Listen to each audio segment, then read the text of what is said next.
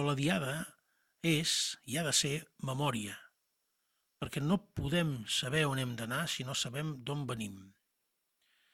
Els esforços que fem avui tots plegats per defensar la nació, la seva llengua, les seves institucions i la seva independència són fills dels esforços que van fer els ciutadans de Barcelona i vinguts d'altres indrets del país també contra les tropes espanyoles borbòniques.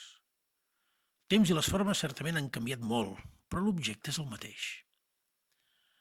Amb la caiguda de Barcelona sabem que Catalunya va perdre la seva llibertat. I això valia aleshores i val avui.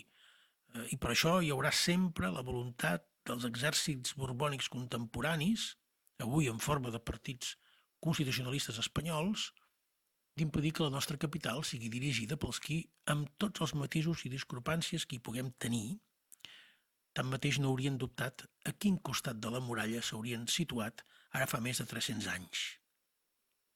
Però no només vam perdre la llibertat.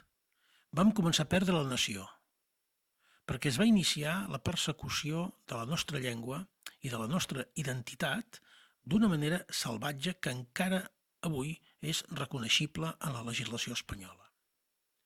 I per això cal reivindicar no només la llibertat i la independència, que ho hem de fer, sinó cal reivindicar desacomplexadament la nació. Això també, o potser sobretot, era el que defensaven els catalans del 1714 que estan enterrats aquí i que avui honorem.